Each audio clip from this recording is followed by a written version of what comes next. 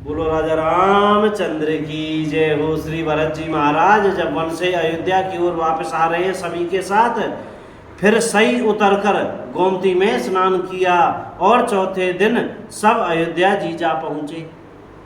जनक जी 4 दिन अयोध्या में रहे और राजकाज एवं सब साज सामान को संभालकर तथा मंत्री गुरु और भरत जी को राज्य सौंपकर साज सामान ठीक करके तिरहुत को चले। नगर के स्त्री पुरुष गुरु जी की शिक्षा मानकर श्री राम जी की राजधानी अयोध्या जी में सुखपूर्वक रहने लगे।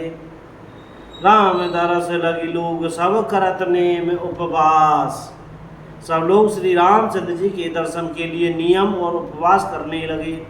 वे भूषण और भोग सुखों को छोड़कर अवधि की आशा पर जी रहे हैं। भरत जी ने मंत्रियों और विश्वासी सेवकों को समझाकर उद्धात किया। वे सब सीख पाकर अपने अपने काम में लग गए।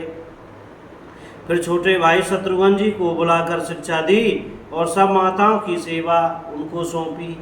ब्राह्मणों को बुलाकर भरत जी ने हाथ जोड़कर प्रणाम कर अवस्था के अनुसार विनय और निहोरा किया कि आप लोग ऊंचा नीचा छोटा बड़ा अच्छा मंदा जो कुछ भी कर रहे हो उसके लिए आज्ञा दीजिएगा, संकोच नहीं कीजिएगा। भरत जी ने फिर परिवार के लोगों को, नागरिकों को तथा अन्य प्रजा को बुलाकर उनका समाधान करके उनको सुखपूर्वक बसाया। फिर छोटे भाई शत्रुघ्न जी सहित वे गुरु जी के घर गए और दंडवत करके हाथ जोड़कर बोले, आज आज्ञा हो तो मैं नियम पूर्वक रहूं। मुनि वशिष्ठ जी पुलकित शरीर हो प्रेम के साथ बोले, हे भरत, तुम जो कुछ समझोगे कहोगे और करोगे वही जगत में धर्म का सार होगा। भरत जी ने यह सुनकर और शिक्षा तथा बड़ा आशीर्वाद पाकर ज्योतिषियों को बुलाया और दिन अच्छा मुहूर्त साध कर प्रभु की चरण पादुकाओं को निर्विघ्नता पूर्वक सिंहासन पर विराजित कराया। फिर श्री राम जी की माता कौशल्या जी और गुरु जी के चरणों में सिर नवाकर और प्रभु की चरण पादुकाओं की आज्ञा पाकर धर्म की धुरी को धारण करने में धीर भरत जी ने नंदीग्राम में पर्णकुटी बनाकर उसी में निवास किया। सिर पर जटाजूट और शरीर में मुनियों के वल्कल वस्त्र धारण कर पृथ्वी को खोद कर उसके अंदर कुश की आसनी बिछाई। भोजन वस्त्र बर्तन व्रत नियम सभी बातों में वे ऋषियों के कठिन धर्म का प्रेम सहित आचरण करने लगे। गहने कपड़े और अनेकों प्रकार के भोग सुखों को मन तन और वचन से तृण तोड़कर प्रतिज्ञा करके त्याग दिया।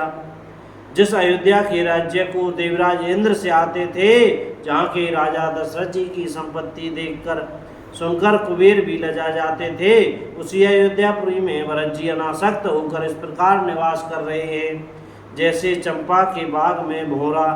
श्री रामचंद्र जी के प्रेमी बड़भागी पुरुष लक्ष्मी के विलास भोगेश्वर्य को वमन की भांति त्याग देते हैं, फिर उसकी ओर ताकते भी नहीं।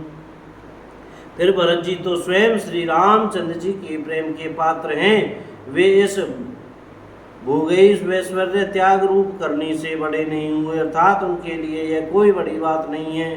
पृथ्वी पर का जल न पाने की, टेक से चातक की और नीर क्षीर विवेक की विभूति शक्ति से हंस की सी भी सराहना होती है।